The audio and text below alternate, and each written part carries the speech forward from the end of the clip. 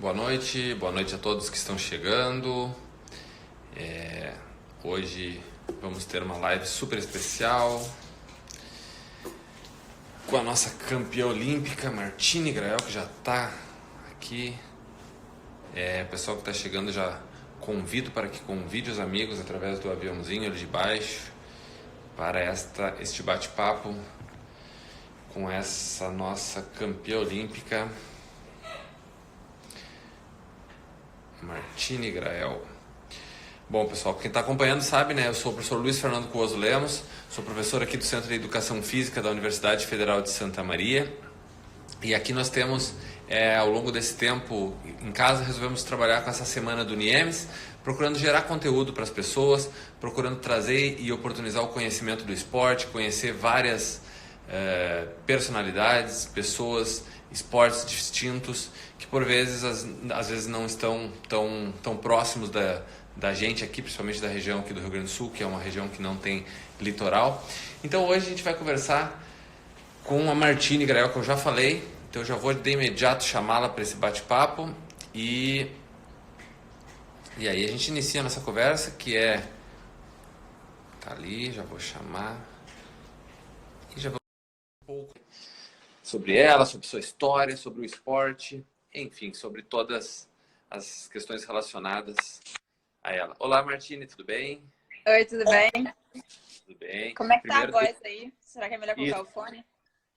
para nós tá legal, não sei se tiver, tá bom para ti, o pessoal que tá escutando, se quiser meter um okzinho ali, se tá bom, seria legal. Acho que, em princípio, deve estar bom. Eu tô te escutando bem. Show. Tu também? Aham. Tá no Rio? Tô em Niterói. Eu moro aqui. Sim. Eu dei uma pesquisada sobre a tua vida um pouquinho. Sei que tu viaja bastante, por isso eu perguntei, né? Antes da gente começar. Bom. Pois é, a gente viaja bastante, por isso que eu moro com meus pais. Porque, na verdade, um lugar para mim soava assim meio desnecessário de tanto tempo que a gente passava fora. Tá certo. Bom, Martina, então, como eu te falei, a nossa conversa é bem informal, bem tranquila. Só vou iniciar aqui mais ou menos uma apresentação rápida. Então, hoje, na nossa entrevista da Semana NIEMS, né? Quem é a nossa convidada, nosso 15 de abril, é uma das principais velejadoras do mundo, campeã olímpica, na medalha, na classe 49er FX, campeã pan-americana, campeã mundial, enfim, vários campeãs. Muito boa noite, Martine Grael. Bom, Martine, como tu sabe, mais ou menos eu te expliquei, a nossa universidade aqui, ela fica na região central do Rio Grande do Sul. É um espaço que não temos muitos espaços oportunos para a prática de vela. Muito embora no passado, e eu sou da canoagem, eu sou do tempo da canoagem, eu fazia canoagem na região aqui, e no clube que a gente remava tinha uma barragem. Até se iniciou um trabalho uma época com vela, eu muito pequeno, eu cheguei a acompanhar um pessoal, mas não tenho todo esse conhecimento, talvez mínimo conhecimento, só mesmo participei de acompanhar o pessoal.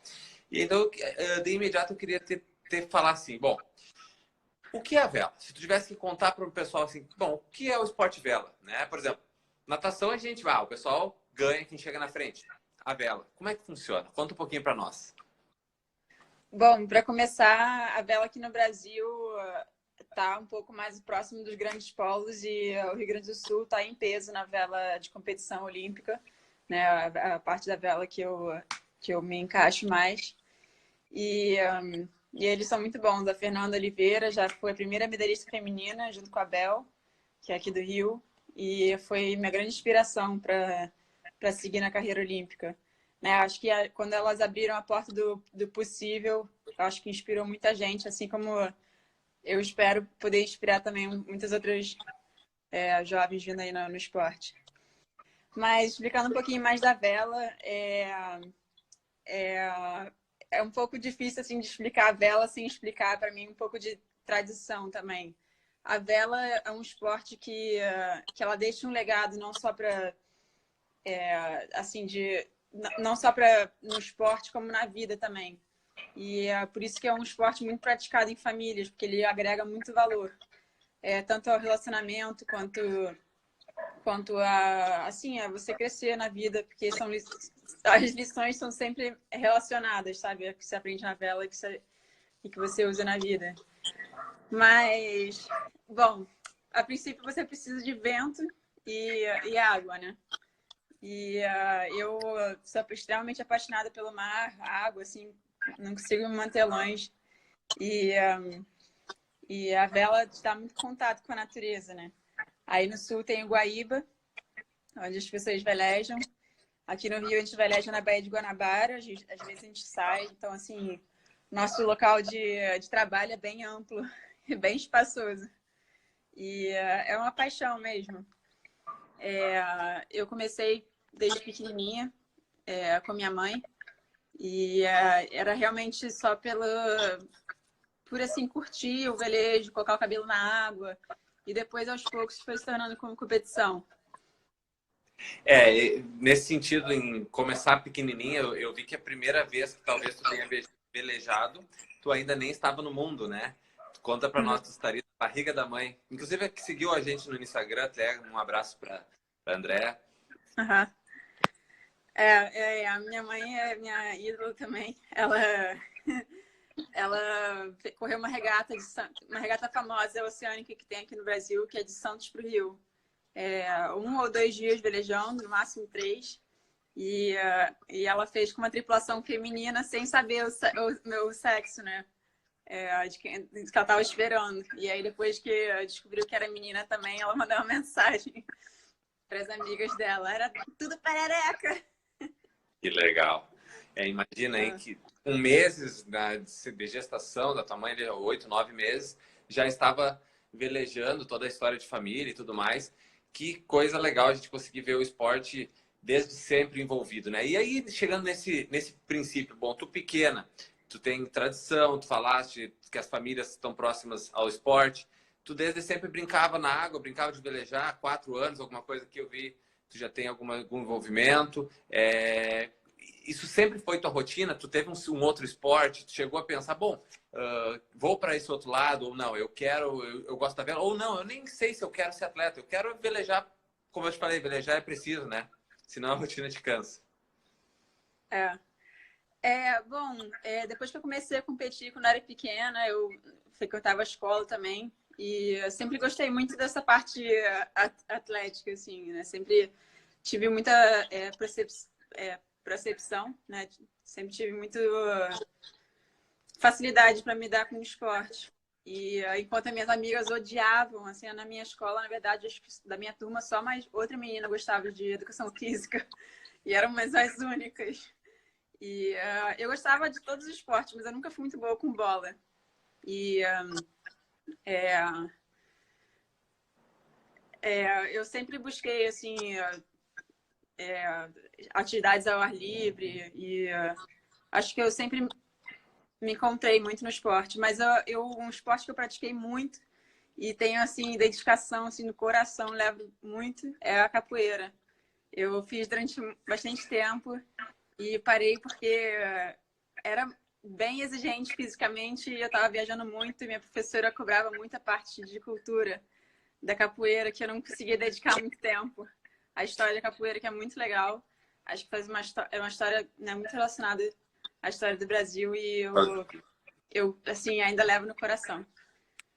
Possivelmente até esse trabalho com a capoeira tenha bastante relação com o desempenho na vela, né? Porque toda a ginga, toda a agilidade, a capacidade de movimentar, porque se tu bobear ali, tu perde um tempo, um vento, ou até toma um mastro, não sei como é o nome da...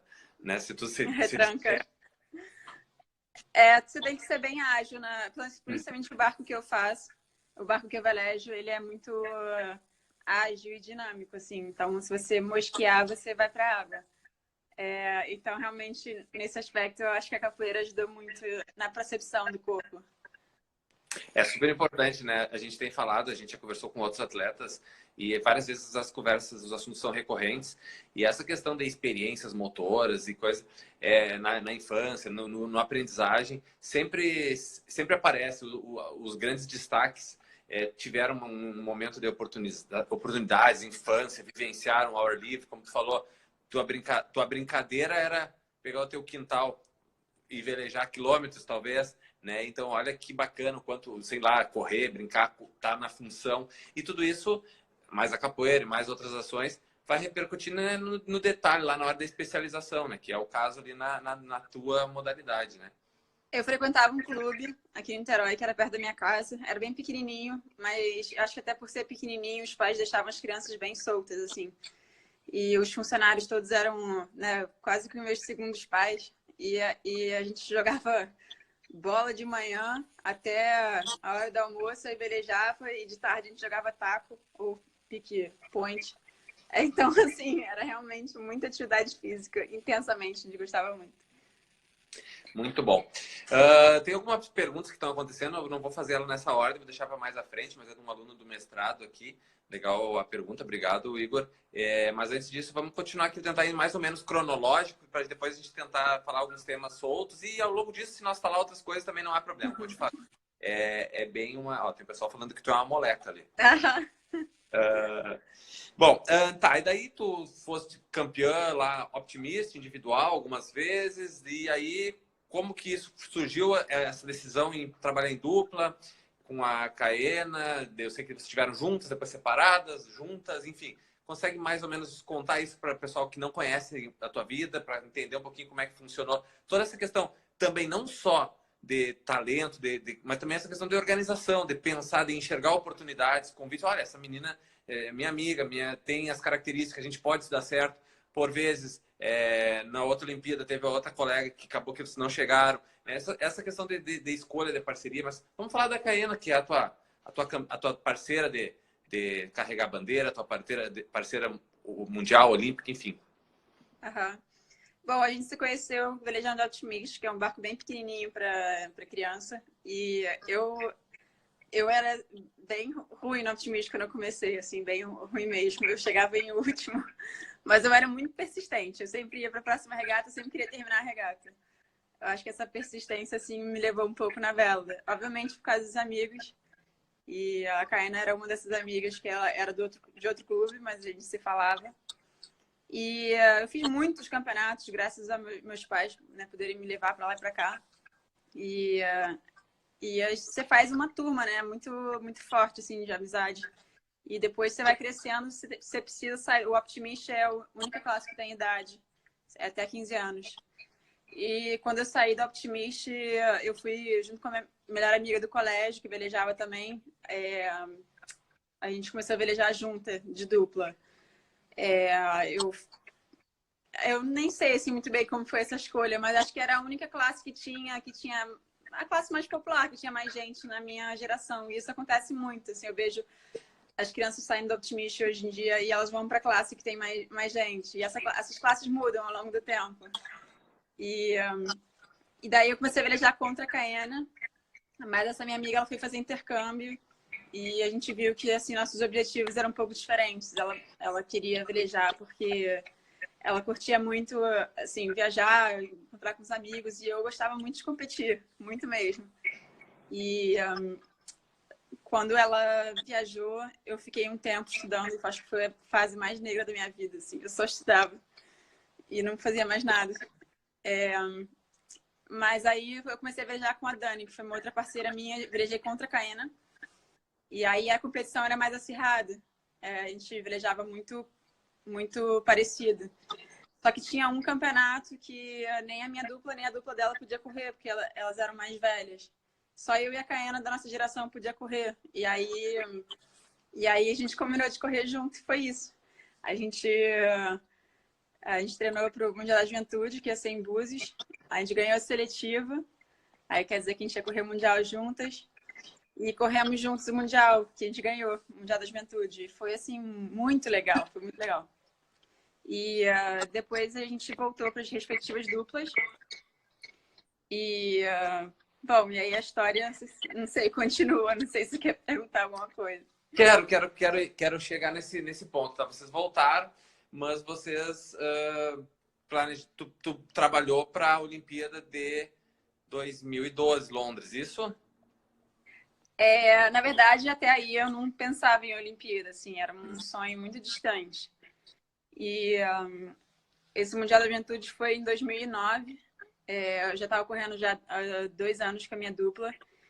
E quando eu voltei com a minha dupla, a gente correu ainda outro mundial. E nisso, a Isabel Swan, em 2008, tinha chegado em terceiro na Olimpíada, né? E ela já estava assim como uma referência assim incrível, né, na vela para mim do possível, mas ainda era um sonho muito distante.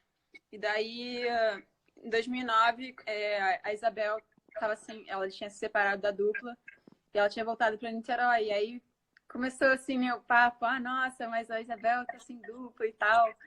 E daí eu falei, cara, eu não sei, de repente tentaria fazer uma, sei lá, habilidade de 470, que é uma classe olímpica, né? O próximo passo, assim. Para mim parecia um pouco natural dar o próximo passo depois de passar tanto tempo no 420. E aí, meio que foi essa conversa de um lado e de outro, e a gente resolveu velejar junto. E daí deu muito certo, assim, a gente teve uma campanha incrível para Londres, e ela também defendeu nesse mesmo ano, em 2009, a candidatura do Rio, que foi muito bonito, assim, ela falando na frente de todo mundo, assim, eu acho que, pô, quando o Rio foi escolhido, foi assim, nossa, é isso, é o Rio. Só que ainda estava fazendo campanha para Londres. E a gente fez uma campanha lindíssima, assim, a gente tinha pouco recurso, ela colocou muito dentro da campanha, porque ela conseguiu trazer um patrocinador que, pô, pro começo do esporte olímpico é muito difícil. E o nosso primeiro patrocinador, assim, conseguia pagar o que a federação e nunca apoiou a gente, né? Mas mesmo assim a gente ficava com muita desvantagem em relação às nossas adversárias, assim, em relação a conseguir ir para os campeonatos. E era muita preocupação no planejamento, né? Que a gente colocava que podia estar sendo dedicado ao treino. E eu decidi largar a faculdade, né? Fui fazendo cada vez menos, assim, até uma hora que a minha coordenadora perguntou o que era mais importante para mim, se era treinar ou estudar. E daí ficou um pouco óbvio, assim, que não dava para fazer os dois. Dava para fazer os dois, mas não perfeito, sabe? Eu acho que quando você escolhe fazer uma coisa, você tem que colocar toda a energia naquilo ali. A não ser que você esteja na dúvida, né? Sim. Então, Tu estudava o quê? Só por curiosidade? engenharia ambiental. E tu continuou? Não, cara, eu não continuei porque eu nunca parei depois. Sim. Sim, tem muita coisa pela frente aí. Acho que a faculdade pode esperar um pouquinho, né? Sem dúvida. Na verdade, eu fui jubilada da faculdade, infelizmente. Mas isso aí tu Mas retorna a qualquer momento. é federal, né? Eu teria que fazer o vestibular de novo. Que eu não... Esse acho que é o meu maior impeditivo para voltar a estudar. Que eu realmente não tenho. Cara, ainda não tenho motivação para estudar, fazer vestibular de novo. Não, mas o cara com foco todo numa coisa certa, inclusive muito certa, porque mesmo que porventura não tivesse chego aonde chegou, né? O sonho tem que ser sonhado, tem que ser disputado, tem que ir atrás. E que tu ainda conquistou tudo isso e tem muita coisa pela frente. Como é que, né, a faculdade pode esperar, sem dúvida nenhuma? Olha, se eu pudesse voltar atrás e fazer as coisas de outro jeito, não sei se eu, né? Em algum momento eu fui atleta de canoagem, acabei pela vida em oportunidades e acabei indo para estudar em algum momento, até por falta de apoio, como tu fala aí, eu conheço bastante essa parte da falta de apoio. Mas que bom que tô aqui nesse momento e que bom que tu tá aí também, é que a gente tá podendo ter esse baita bate-papo e contando uma história. Eu sei, até, acho que é fantástico. Ser uma atleta olímpica é um sonho de todo mundo. Imagina tu teres um ouro, tu ter possibilidade de outras medalhas e outras participações. Nossa, eu sou muito fã de todos os atletas olímpicos.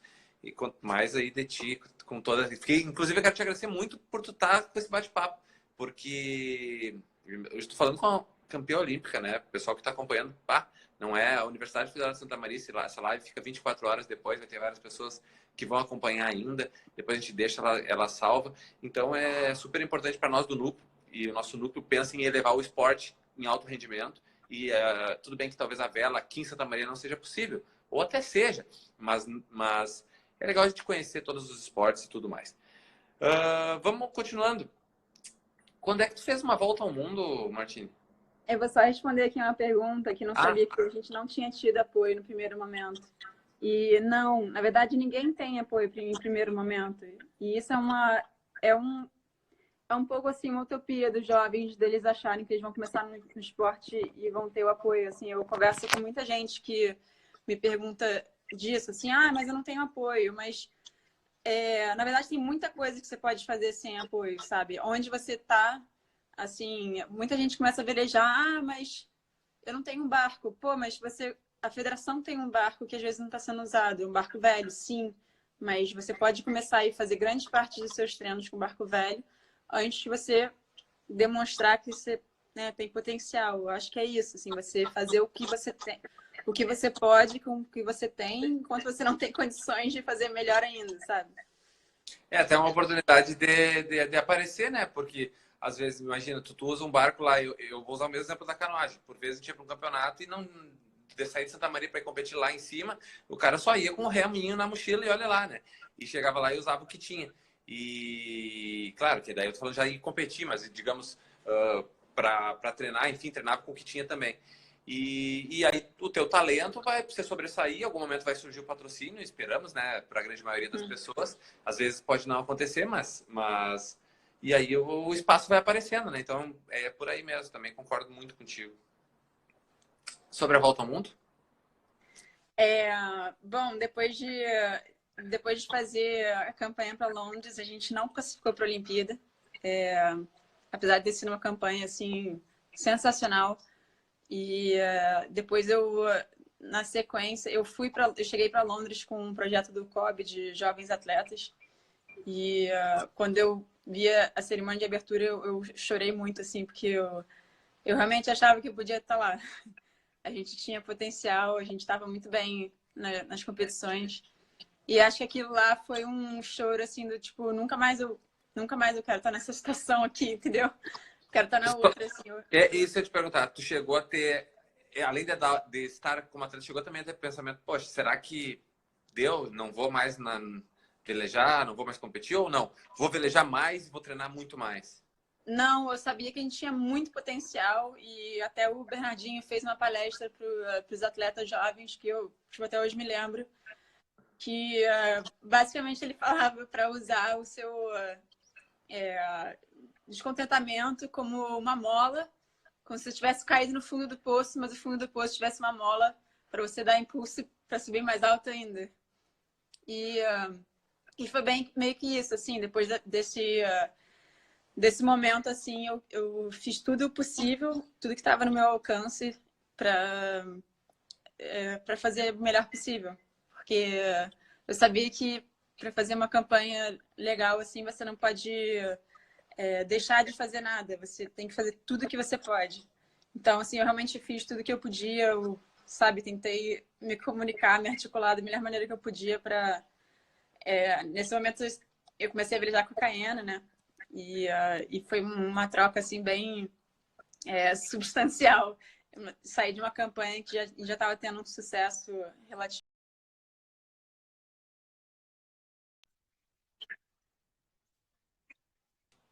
Funcionou muito bem. Oi, tá, cortou não. Eu tentei Não, não. alguns dias com a Caiana e funcionou muito bem. Eu decidi dar uma chance. Afinal, acho que eu sempre podia voltar para o 470. E daí, quando começou a dar certo, a gente continuou. Mas eu esqueci onde é que a gente estava antes. Eu te perguntei sobre que eu dei uma pesquisada que fez uma volta ao mundo velejando. Queria que tu Aham. contasse um pouco como é que foi isso, como é que é, por onde passou, assim, dificuldades, algumas coisas nesse sentido, porque as pessoas não imaginam como que funcionaria isso. Bom, então, depois de fazer a campanha com a Caiana para o Rio, a gente conseguiu conquistar o ouro aqui na Baía de Guanabara, né? Foi a coisa mais Tá. emocionante. A gente volta para falar da medalha, tu me conta isso e a gente volta para falar dessa campanha de Rio, tá? Mas eu queria mencionar porque depois que a gente ganhou o ouro, né, tem um período muito grande sem competições, né? São pelo menos uns 6 meses sem competições depois dos jogos e é um período muito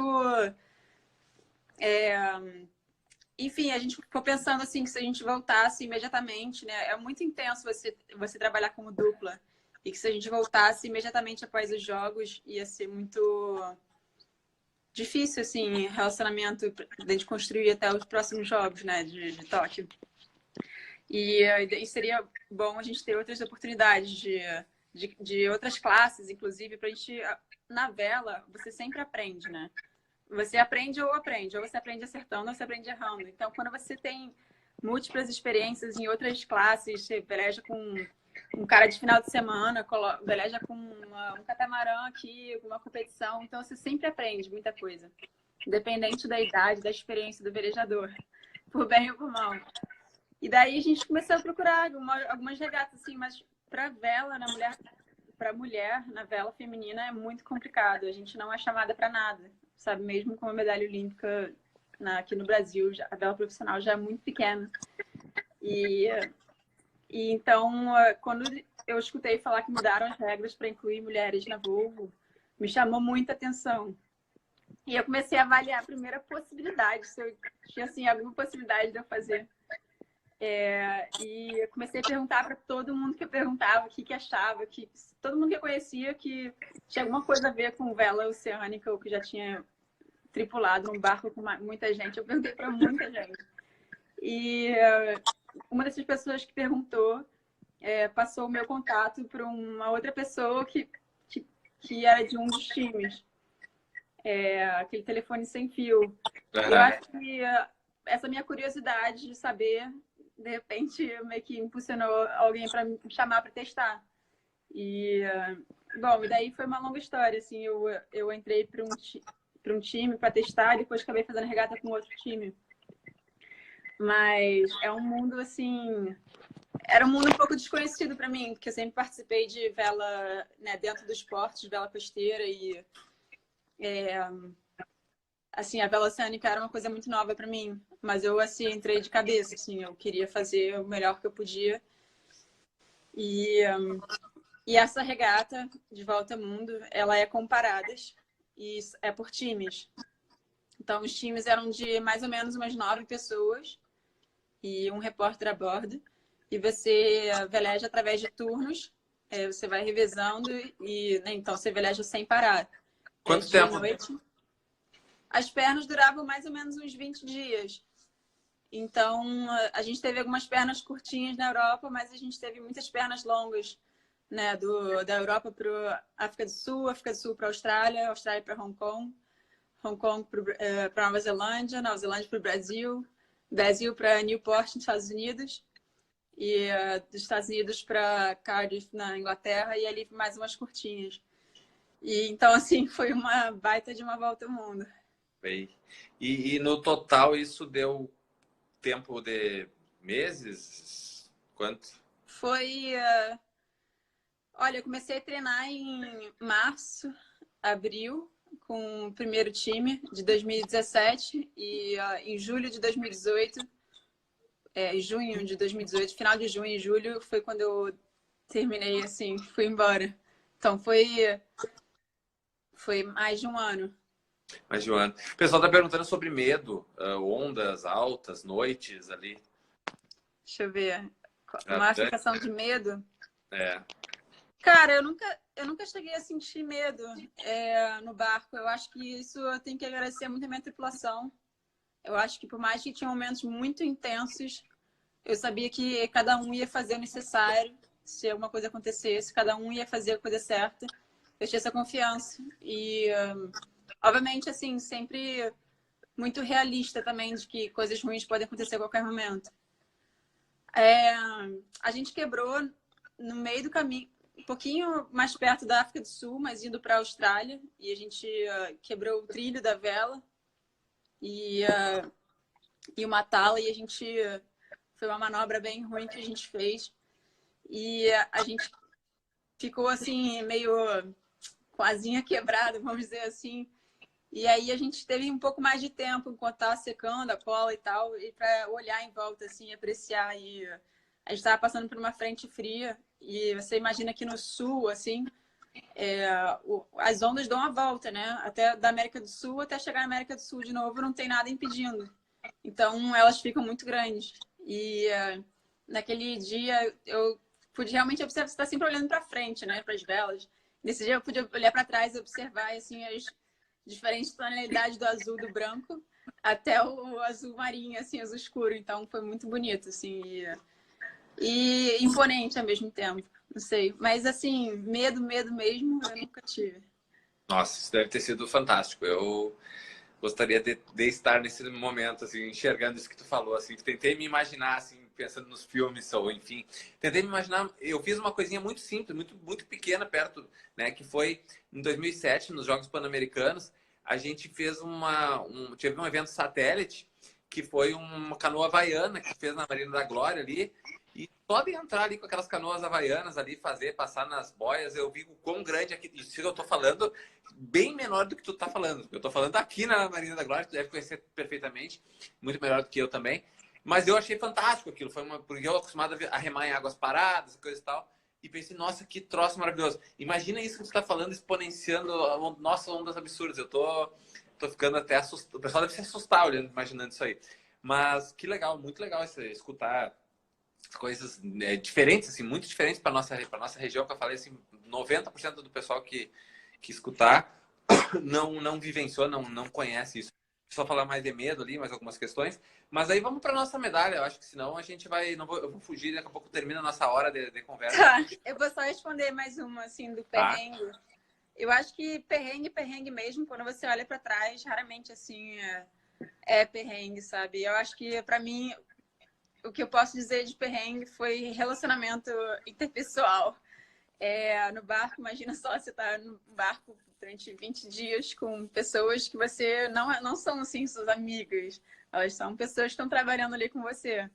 E é muito difícil, as pessoas relacionam diferente em relação à perda, né? Que é você deixar de ganhar ou tá perdendo posição, distância, ou não tá na frente. Então, quando a gente perdia, assim, o clima ficava muito ruim a bordo. E para mim isso eram os maiores perrengues, assim, porque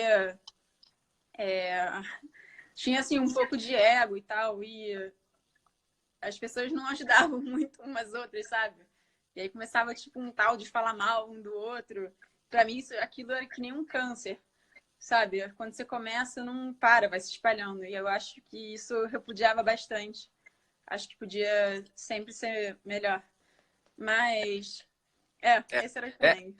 relações são complicadas, né? Ainda mais muita gente junto e todos os dias, né? Esse momento de quarentena deve ter muita gente que está nessa situação em casa brigando com todo mundo. Mas imagina no meio do mar que tu não consegue, não tem para onde muito ir, né? Então, complicado. Mas que bom que deu tudo certo. Tá bom. Bom, de 12 a 16, vamos chegar nesse raciocínio. Organizou tudo de novo. A Caiana agora como dupla, pensando na Olimpíada, preparação. Nova classe, né? Classe muito rápida, pelo que eu vi, pelo que eu dei uma estudada. Eu olhei os vídeos ali, nossa, que legais. E como é que tu nos conta assim, um resumo de chegar, classificar, competir até nós chegarmos na regata final? Vamos, antes de conquistar a medalha. Eu acho que nessa campanha se resume muito a como a gente começou, assim, a mentalidade que a gente começou de não deixar pedra sobre pedra, sabe? A gente sempre foi com muita garra e, como era uma classe nova, a gente queria ter certeza que a gente ia fazer mais do que as outras. Então a gente começou colocando muitas horas no começo, que pagou. A gente saiu aqui, a gente não tinha técnico, a gente quebrou o mastro sozinho aqui na Bahia, numa frente fria, foi uma perrengue. E mas assim, a gente sempre aprendia, sabe? Sempre evoluía. E quando a gente foi para nossa primeira competição, eu pedi muita ajuda, já que era uma classe nova, pedi muita ajuda para a federação, para o COB, falando assim, dá uma chance pra gente. A gente treinou muito, se vocês levarem a gente para a primeira competição, eu juro que a gente mostra que a gente é capaz. E a gente conseguiu ir para o primeiro campeonato, assim, e a gente ganhou. E dali foi muito mais fácil, porque a gente começou a ter apoio e a gente podia fazer o que eu não tive na campanha passada, que foi só pensar em treinar e na competição. Na campanha passada a gente tinha que, né, sempre ficar preocupado com como pagar o técnico, onde a gente vai ficar, como, sabe? Então, assim, ajudou muito só pensar em treinar e A competir. logística estava organizada já para todas as competições, para todas as viagens, tudo. Sim, e aí nosso primeiro ano, logo antes do Mundial, a gente conseguiu com um técnico, que é o nosso técnico até hoje, o Ravi. E ele ajudou muita gente depois desse começo a continuar melhorando. E aí a gente fez uma campanha assim muito legal. A gente teve um ano 2014 que a gente ganhou praticamente todas as competições. Até eu olho para trás assim e fico um pouco surpresa como a gente conseguiu fazer isso. Mas e aí a gente foi para o Rio. Só que assim, todas as nossas competições sempre foram muito pegadas. A gente sempre ganhava, assim. Mas no última regata, na última perna, a regata a gente faz ao redor de boias. E a gente sempre, assim, era a última perna, passando, assim, sempre o técnico com o coração na boca. E na Olimpíada não foi diferente. Quando a gente chegou no penúltimo dia e ele nos disse que tinham 4 meninas praticamente empatadas. E indo para a última regata foi assim, coração veio aqui assim, não, nossa, não acredito que até a última competição do ciclo vai ser assim.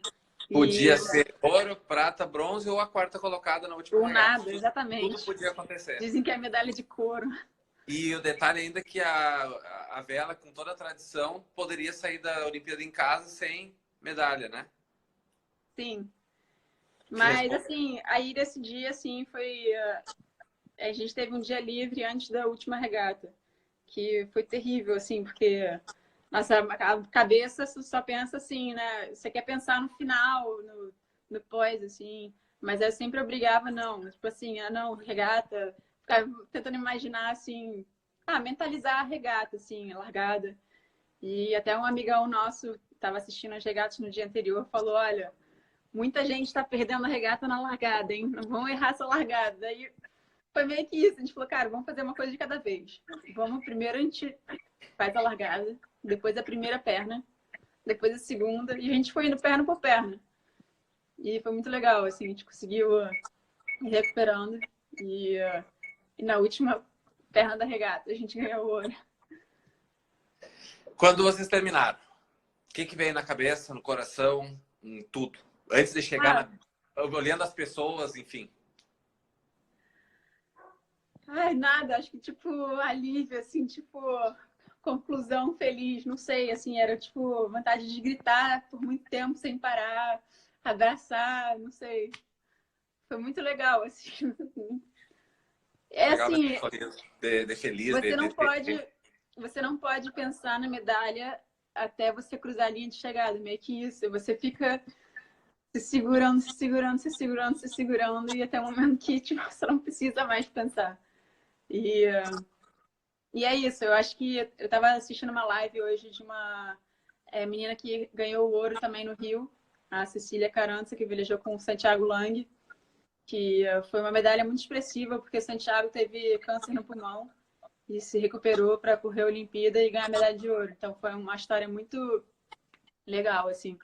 E ela falou isso, que no final, quando você compete durante muito tempo, você repara que o resultado, você não pode competir pensando no resultado. O resultado é a cenoura né, na frente do coelho ali correndo, do cachorro correndo.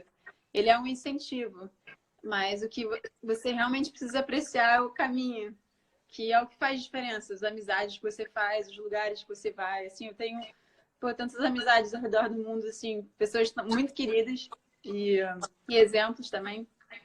E muitas emoções, assim, que realmente o resultado, quando você pensa assim, porque se você não chega lá, o resultado não pode ser tudo, sabe? Então, ele realmente só é o seu objetivo, mas ele não é tudo. Muito bom. Bom, aí vamos pensar que mudou, ficou mais fácil as coisas depois de ser campeã olímpica?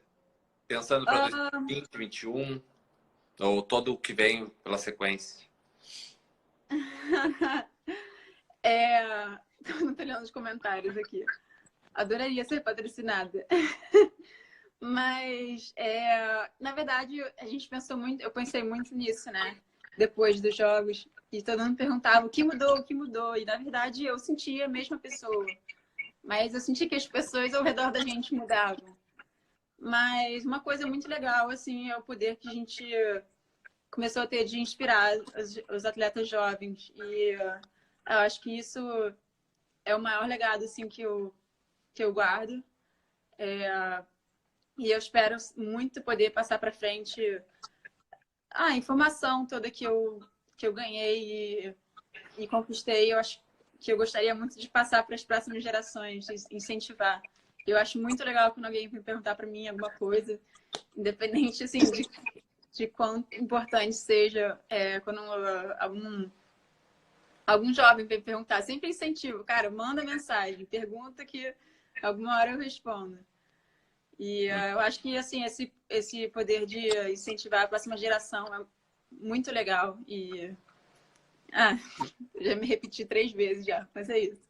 Melhor Não, coisa. mas a questão de patrocínio, a questão de um olhar enquanto confederação, a questão de espaços, isso deve ter melhorado. Não, depois da Olimpíada a maior parte dos nossos patrocinadores saíram e entrou a Petrobras. A gente é muito grata à Petrobras por apoiar a gente desde o segundo ano do ciclo. E não só a gente, como vários outros atletas, né? Eu acho que o apoio deles é essencial, assim como a gente recebe apoio de vários lugares diferentes, né? Tudo que a gente tenta. A gente recebe Bolsa Atleta também, do governo federal, e é isso. E tu também é atleta da Marinha também. Isso foi uma escolha ou foi também, de certa forma, um bom apoio que surgiu, enfim, dentro desse processo? É uma política interessante. Eu acho muito legal essas forças no esporte, outras que tem exército, a Marinha, a aeronáutica. Isso ajuda muito, tá no caminho, até porque tu faz o que tu gosta dentro da Marinha. Imagino que deve ser muito positivo, não? Eu não encho o saco da Marinha, porque eu não sou da Marinha mais. Eu Não, sou da reserva agora. Eu já passei a minha parte de RM2, né, que é atleta militar. Uhum. Mas, assim, sou extremamente grata, porque a Marinha... eu entrei para a Marinha em 2010, né? Eu comecei a velejar o Olímpico em 2009. Ou seja, eles me acompanharam pela parte mais importante da minha campanha. E era um salário de marinheiro, acho que no começo eram 800 ou 900 reais, mas era tudo, tudo. Porque era assim, o que te salvava no final do dia. E eu acho que assim, eles apoiam muitos atletas que ainda não despontaram. E isso é o mais importante, porque né, alguém tem que fazer os atletas despontarem. E Senão hoje em vai ser dia, sempre o mesmo, sem renovação, sem evolução de todos os esportes, né? Eu falo. as confederações tentam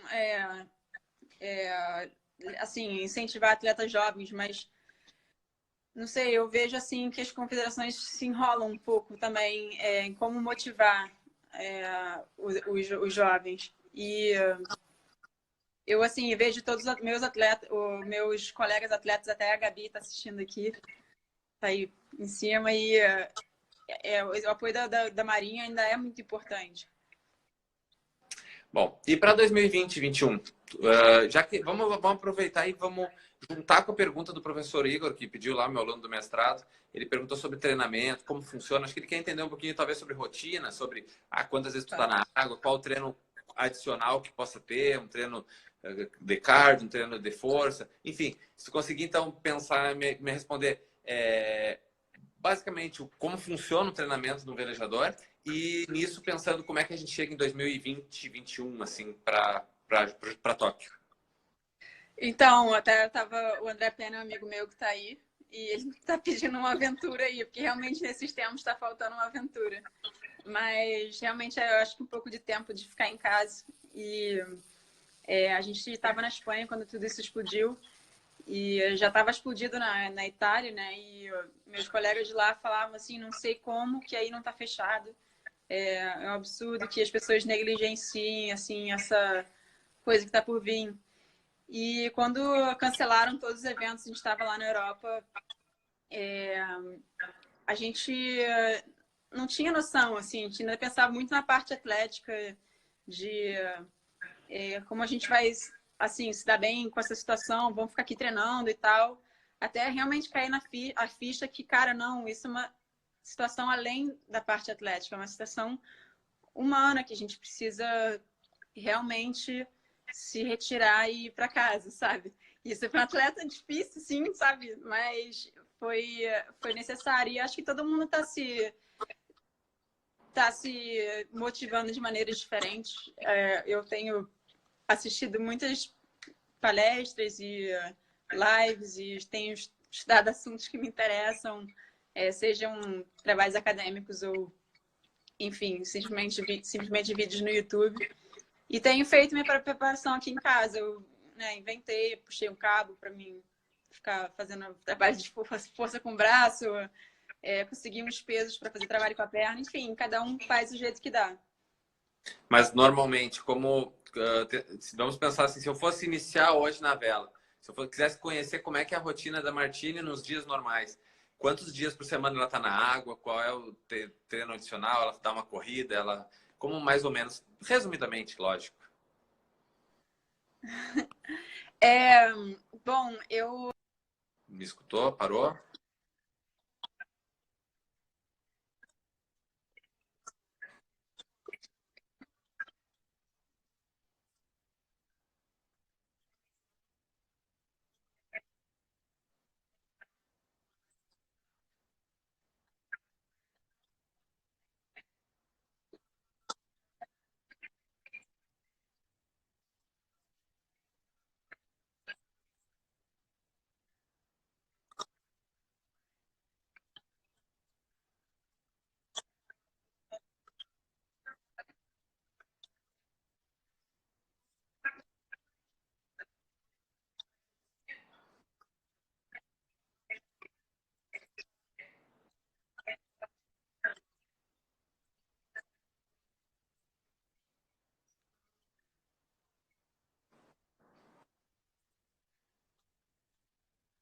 Oi? Eu vou muito sentindo o que eu tô precisando, né? Eu não sou muito boa de aeróbico, então, assim, eu faço o mínimo possível.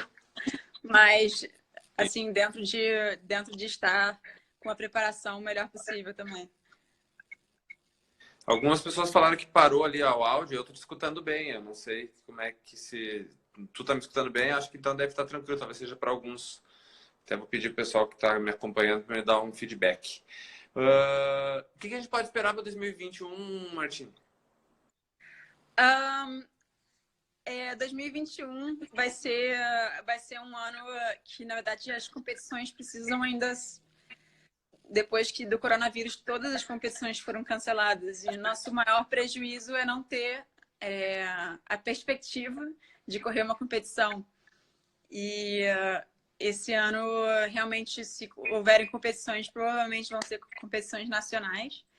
E o calendário do ano que vem ainda está se formatando agora. Então, a gente vai precisar treinar muito sozinha aqui no Rio, que para a gente é muito difícil. Que a gente evolui se comparando às outras velejadoras. Por isso que a gente sempre busca treinar com as melhores velejadoras, para a gente poder se comparar com as melhores. Eu até vi que vocês viajaram um monte em 2019, se eu não me engano, pensando nisso, de estar participando sempre com as oponentes, com as concorrentes, toda regata. E, sem dúvida, nesse parâmetro, como é que vocês enxergavam? Eu quero chegar no ponto assim, o bicampeonato é possível? Tá perto? Então, na vela, assim, tudo é possível, mas depende muito de como você chega para aquela semana lá, sabe? A gente tem uma constância boa nos campeonatos. É por isso que não pode se apegar muito ao resultado final, porque você pode ser o líder do ranking, ter sido campeão em todos os últimos campeonatos, mas naquela competição X não conseguiu o resultado que você esperava. Então, a gente treina o melhor possível para chegar o melhor preparado para aquele campeonato. E que vença o melhor. O dia da competição é o dia da competição, né? Às vezes o cara treinou, participou vários, chegou na competição alvo e por vezes pode não ser o que o cara quer. Mas Na não vela vai... tem muitos fatores que interferem, né? São as condições do vento, as condições do mar, né? As mudanças meteorológicas, né? Que tudo isso não é tudo uma inconstância, né? Eles sempre variam muito. E as suas adversárias também.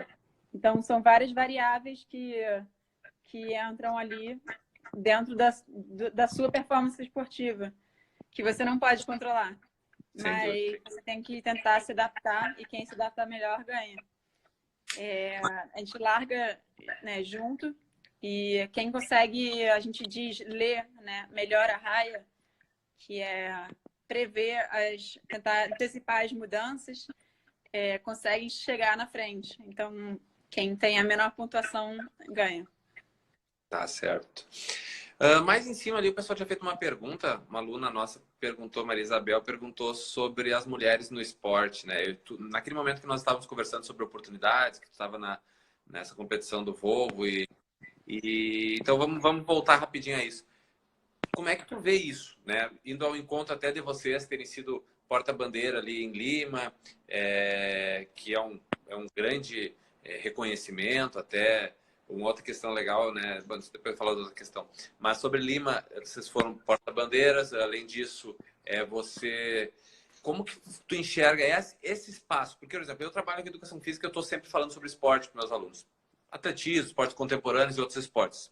E nesse sentido, a gente recorrentemente fala sobre isso. Ah, que a mulher vai ganhando espaço, que a mulher nos Jogos Olímpicos era assim, depois foi assado e uma evolução. Na vela, como é que tu vê esse espaço, essa ampliação, esse desenvolvimento no cenário, desde a formação da base até num cenário olímpico, aumentando o número de classes, enfim?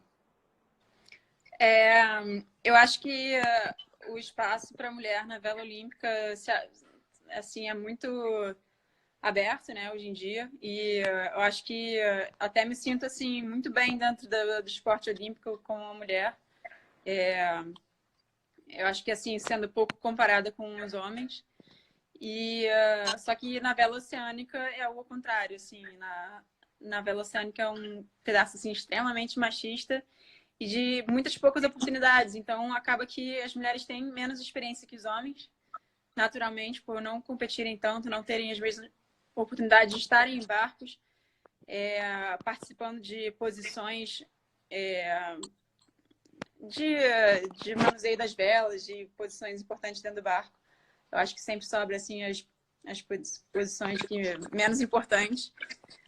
Mas é isso. E aí acho que isso traduz para o machismo na vela em geral. Mas eu espero que também as mulheres tomem a iniciativa de buscar isso também, porque nada cai no colo. Eu acho que cada um tem que buscar o seu próprio destino também, um pouco, sabe? Você tem que ir atrás e perguntar. E às vezes você pisa no pé de alguém, mas perguntar não custa nada. E você vai indo abrindo caminho, sabe? Abrindo portas.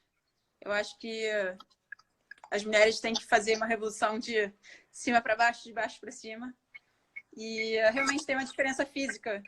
Mas muitas vezes eu vejo essa diferença não sendo um grande diferencial em muitos momentos. Eu concordo, nós temos que superar tudo e fazer o espaço para todo mundo. Mas uma informação rapidinho, a gente tem aproximadamente 6 minutos. Na formação da vela, eu sou do tempo do esporte navegar, né, que era vela, canoagem e remo, se não me engano.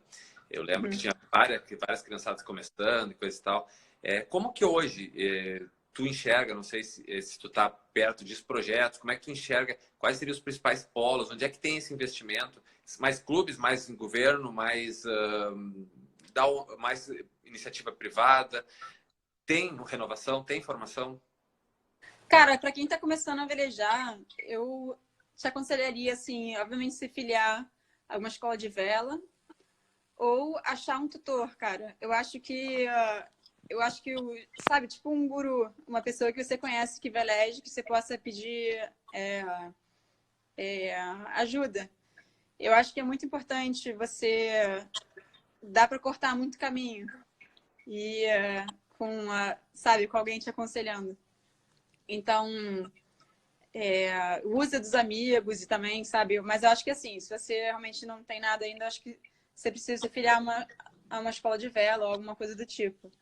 Mas eu acho que o acesso ao mar é muito limitado no Brasil, porque ele é limitado a clubes. E tem muitas poucas marinas públicas, e mesmo as poucas marinas públicas que tem, elas são muito restritivas, assim, quanto a você pegar o seu barco e colocá-lo na água e deixar a sua carreta guardada. Então, você não tem muita pouca possibilidade da pessoa guardar o barco em casa e sair para velejar, que é o que acontece muito em outros países, no começo, né, principalmente. Até a pessoa se afiliar a alguma, não sei, até mais para frente, né, ela começa a correr campeonatos, circuitos, etc.